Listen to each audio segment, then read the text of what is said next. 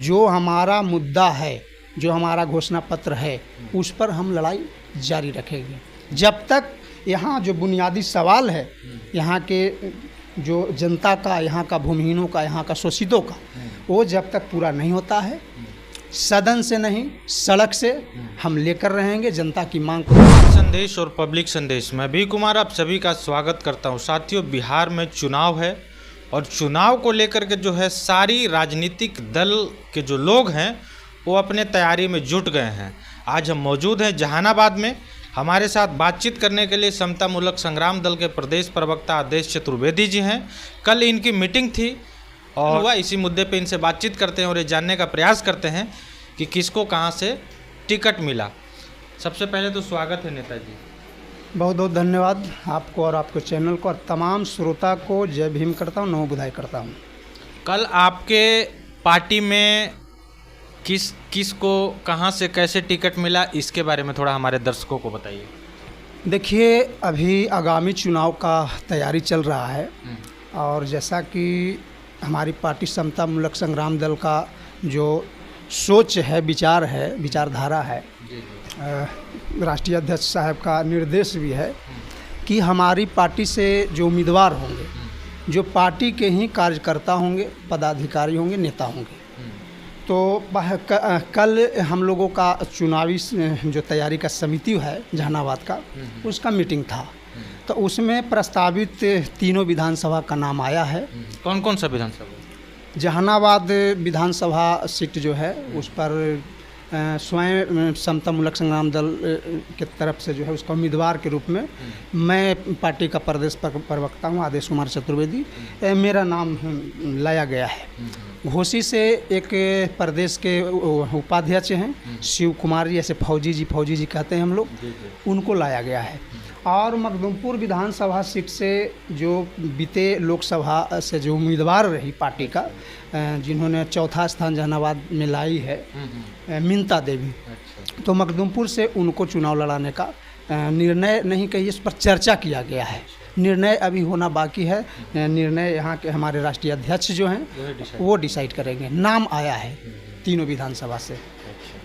इस बार आपके हिसाब से क्या कुछ मुद्दा रहने वाला है चुनाव में, जिसको लेकर के आप जनता के बीच जाएंगे और चुनाव लड़ेंगे? बिल्कुल, हम लोग का पहला जो मुद्दा है, जो बिहार के अंदर में 65% लोग बेघर हैं, भूमिहीन हैं, उनका अहम मुद्दा को लेकर के हम लोगों ने लगातार 2023 से ही आंदोलन चला रहे हैं और उसका परिणाम भी मिला। अफरा तफरी में नीतीश जी जो हैं लॉलीपॉप देने की कोशिश कर रहे हैं। जहाँ तहाँ जो है झूठ है, वो कहीं कोई ज़मीन पर बात नहीं है। पर्चा देने के नाम पर शिविर लगा रहे हैं, बैठक करवा रहे हैं ताकि फिर से लोगों को ठगा जा सके। लेकिन समतामूलक संग्राम दल एक बार फिर कह दे रहा है, चुनाव भी खत्म होगा, ठीक है, लेकिन चुनाव के बाद भी हम लोग जो हमारा मुद्दा है, जो हमारा घोषणा पत्र है, उस पर हम लड़ाई जारी रखेंगे जब तक यहाँ जो बुनियादी सवाल है यहाँ के जो जनता का, यहाँ का भूमिहीनों का, यहाँ का शोषितों का, वो जब तक पूरा नहीं होता है, सदन से नहीं सड़क से हम लेकर रहेंगे, जनता की मांग को दिला कर रहेंगे। ये तो हुआ एक मुद्दा और ये चर्चित भी मुद्दा है। इस पे आपने कई लड़ाई भी लड़ा है और इसमें कुछ सफलता भी मिला है। इसके अलावा और कौन से मुद्दा रहेंगे जिसको लेकर के आप जनता के बीच? और बहुत सा मुद्दा है कि निर्माण भवन जो होता है, समझ, भवन निर्माण, ठीक है, तो उसके अंदर जो कर्मचारी लोग होते हैं, इंजीनियर लोग होते हैं, जेई लोग होते हैं, वो सब सरकारी होते हैं। वहाँ प्राइवेट कौन होता है? तो वहाँ राज मजदूर होता है, राज मिस्त्री होता है। तो मेरा ये भी एक प्रमुख मांग है, सबसे पहला, कि अगर हमारा सरकार बना तो सबसे पहले जो राज मिस्त्री, राज मजदूर हैं, उसके सहित जितने भी ठेका पर खट रहे हैं मजदूर बिहार सरकार में, वो सभी को जो है सरकारी नौकरी में प्रावधान करने की गारंटी देता है समतामूलक संग्राम दल। अलावा है कि अभी गरीबी के हालत में गरीब के बाल बच्चे नहीं पढ़ पाते हैं। उनका जो छात्रवृत्ति था वो रोक दिया गया है। और मुद्दा है कि प्रमोशन में आरक्षण, हमारी सरकार आता है तो उसको भी गारंटी करेंगे। तो पर अगला जो मुद्दा है कि प्राइवेट सेक्टर जो है और न्यायालय, उसमें भी आरक्षण का प्रावधान होना चाहिए, ये भी हमारे घोषणा पत्र में है। और अगला और जो मांग है कि वृद्धा पेंशन जो दिया जाता है वृद्ध लोग का, अपाहिज लोग का, तो उसको विकलांग लोगों का, तो उसको अभी तो हाल ही फिलहाल में नीतीश कुमार जी 400 से जो है बढ़ा करके 1100 किए हैं। क्या होता है 1100 में? आपको लगता है पहले तो 400 मिल रहा था, अब तो 1100 कर देता, अब तो बढ़िया न किए। लॉलीपॉप है, इसको खारिज करता है समता मूलक संग्राम दल, इसको खारिज करता है और घोषणा करता है कि हमारी सरकार आता है तो मिनिमम 3000 रुपया जो है ना, हम वृद्धा पेंशन जो है या विकलांग लोगों का जो है वो मैं देने की गारंटी करूंगा, 3000 रुपया।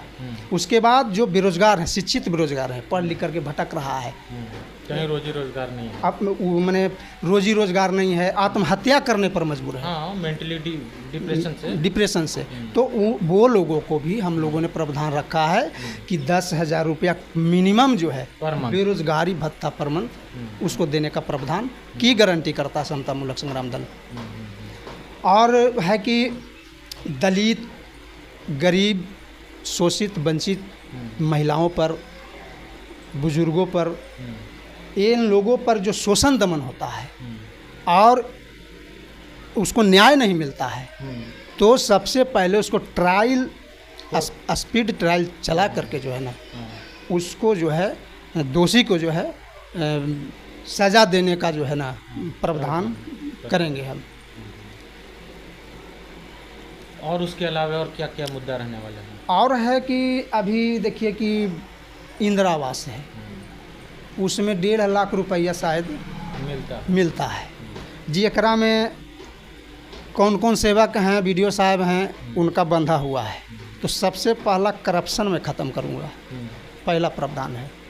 और उसको बढ़ाते हुए जो अंबेडकर आवास योजना है उसको लागू करेंगे और आवास बनाने के लिए 7 लाख रुपया यहाँ गरीब भूमिहीन को देने का काम करेगा समता मूलक संग्राम दल। ये सब मुद्दा पर जो है हम चुनाव में हैं। चलिए, तो ये थे समता मूलक संग्राम दल के प्रदेश प्रवक्ता आदेश चतुर्वेदी जी। इन्होंने अपनी बात को बड़े ही बेबाकी तरीके से रखा है। ये वीडियो कैसा लगा, अपनी प्रतिक्रिया जरूर दीजिएगा। बाकी मिलते हैं किसी दूसरे खबरों के साथ, तब तक के लिए धन्यवाद।